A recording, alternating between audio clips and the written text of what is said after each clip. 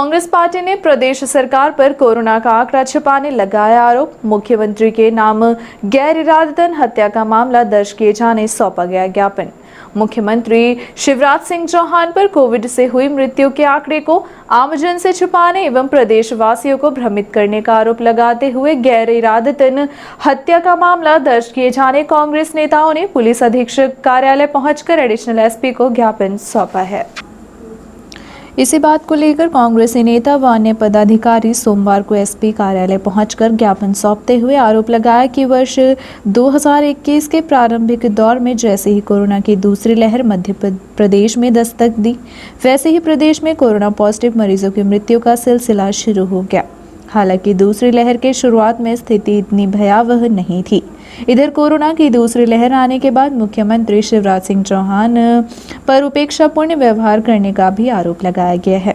साथ ही यह भी कहा जा रहा है कि उनके इशारे प्रदेश में कोरोना संक्रमितों का आंकड़ा छुपाया जा रहा है। यहां तक कि शमशान घाट तथा कब्रिस्तानों में हुए दाह संस्कार की संख्या को भी छुपाया जा रहा है।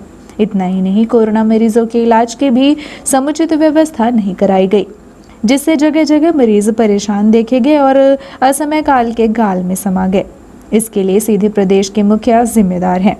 इसके अलावा कांग्रेसियों ने कहा कि समाचार पत्रों व सोशल मीडिया समेत तमाम वैज्ञानिकों द्वारा बराबर संदेश दिए जा रहे थे कि स्थिति भयावह होने वाली है। इसके बाद भी मुख्यमंत्री अपनी हठधर्मिता पर अड़े रहे, जिसका खामियाजा प्रदेश की जनता को भुगतना पड़ा। इसी बात को लेकर मुख्यमंत्री शिवराज सिंह चौहान के ऊपर गैर इरादतन हत्या का प्रकरण पंजीबद्ध करने की मांग की गई है।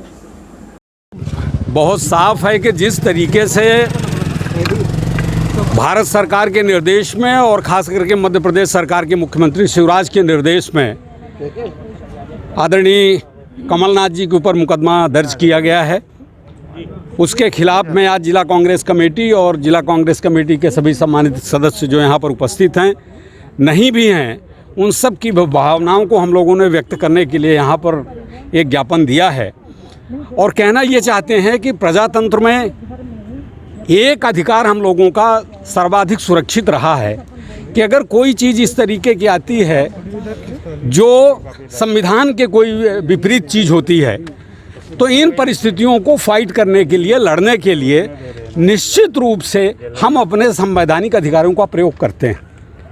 कमलनाथ जी कोई सामान्य व्यक्ति नहीं है, मध्य प्रदेश कांग्रेस कमेटी के अध्यक्ष हैं। कमलनाथ जी कोई सामान्य व्यक्ति नहीं है, वो इस प्रदेश के राज्य के मुख्यमंत्री रह चुके हैं। कमलनाथ जी कोई सामान्य व्यक्ति नहीं है, अनेकों बार केंद्रीय मंत्री इस देश में रह चुके हैं, एक सीनियर नेता हैं। तो उनके ऊपर इस तरीके का प्रहार, ये सिर्फ कांग्रेस के कार्यकर्ताओं को इस राज्य में और इस जिले में भयभीत करने के लिए एक वातावरण निर्मित किया गया है। मोदी जी के निर्देश में और शिवराज जी के निर्देश में एक वातावरण अब ये बनाया जा रहा है कि राज्य की जनता और देश की जनता इनको अब समझ गई है। इनके जिस तरीके के नारे और जिस तरीके की ये बातें करते हैं, ये इस कोरोना काल में इनका सबका स्वांग जो था वो स्पष्ट दिखाई पड़ गया।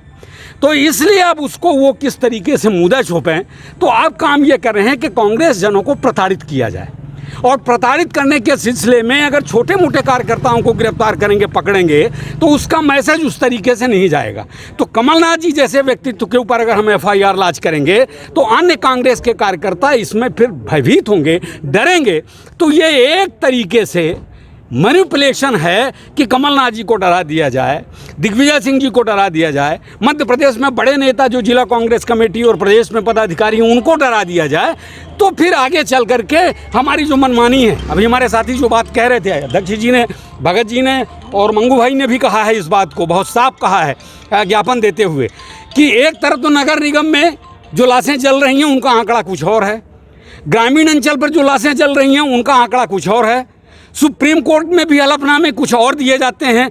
तो मेरा सिर्फ आशय कहने का ये है कि अगर डरा धमका करके भारतीय जनता पार्टी की सरकार कमलनाथ जी पर, कांग्रेस जनों पर अगर कोई कार्यवाही करती है, तो फिर तो जिन लोगों ने पूरा का पूरा गड़बड़ किया है, ऐसे लोगों पर और ख़ास करके शिवराज पर तो सबसे पहले मुकदमा दाखिल होना चाहिए, दायर होना चाहिए। उसके लिए आज हम सब लोगों ने यहाँ पर ज्ञापन दिया है। मुझे खुशी है कि सभी लोग यहाँ आए और अपनी बात को यहाँ पर उन्होंने कहा है। अंतिम वाक्य कहते हुए ये कहना चाहता हूँ कि दिनकर जी ने लिखा था कि याचना नहीं अब रण होगा, जीवन जय की मरण होगा। वैसे ही कोरोना हम सबको लिए ले रही है, कोई बच नहीं रहा है। एक कोरोना एक तरीके का ख़त्म होता है तो दूसरा उसका लेयर आ जाता है, तीसरा लेयर आ जाता है। आजकल आँखों में एक शुरुआत हो गया, फंगस स्टार्ट हो गया। तो एक तरीके से प्रकृति ही हम सबका उपचार किए दे रही है। लेकिन अगर बच करके कोई उसका नुकसान में बात कहना चाहता है तो उसे प्रताड़ित किया जाए, उसे दबाव में लाया जाए। इस काम को हम लोग कांग्रेस जन बिल्कुल सुनने के लिए तैयार नहीं है, और इसका जब तक जीवन है तब तक हम लोग पुरजोर विरोध करेंगे, यही कहना है। कमलनाथ जी ने जो आंकड़े बताए हैं वो कहाँ तक सही है, और क्या उनके पास कोई प्रूफ है? जो देखिए सोर्स प्रदेश अध्यक्ष का क्या सोर्स होता है। अभी मैं बैठा हुआ था कहीं एक जगह पे, तो भगत जी हमारे जिला कांग्रेस के प्रेसिडेंट हैं, और मंगू दोनों ने अपने ब्लॉक अध्यक्षों को ये निर्देश दिया हुआ है कि हर रोज़ जो मौतें हो रही हैं उनका आंकड़ा हमारे पास भेजो। कमलनाथ जी ने भी इनको आदेश दे रखा है कि पूरे प्रदेश में अपडेट बना करके भेजो। तो हमारे पास में हम कोई शासकीय लोग तो हैं नहीं, लेकिन सार्वजनिक जीवन में काम करते हैं। जो कार्यकर्ता हमारे साथ काम करते हैं उनके माध्यम से चीज़ों को, डाटा को इकट्ठा करते हैं, वही भेजते हैं, बताते हैं। वही हमारा माने जो हम लोगों को जो गंभीरता से कोई चीज़ बात करनी है तो वो वही है। प्रदेश में पॉजिटिविटी रेट भी अब कम हो रहे हैं धीरे धीरे। देखिए, इस पॉजिटिविटी रेट हम भी ईश्वर से मनाते हैं, ये बहुत अच्छा है कि पॉजिटिविटी रेट कम हो, एकदम ख़त्म हो जाए, समाप्त हो जाए। इस बात के लिए तो कोई दिक्कत है नहीं।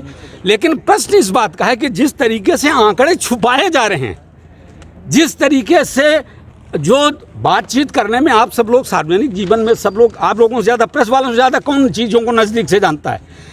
चीज़ें ये हो रही हैं, किसी की पॉजिटिव रिपोर्ट आ रही है तो निगेटिव कर दी जा रही है, किसी की निगेटिव है तो पॉजिटिव कर दी जा रही है।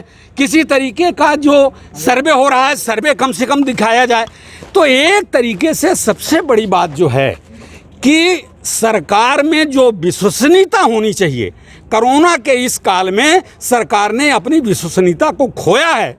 वो किस तरीके से कायम हो, प्रश्न इस बात का है, क्योंकि भरोसा ही नहीं बचा है कि जो कह रहे हैं वो सच है कि नहीं है। ये है आप लोग जेपी कैंपस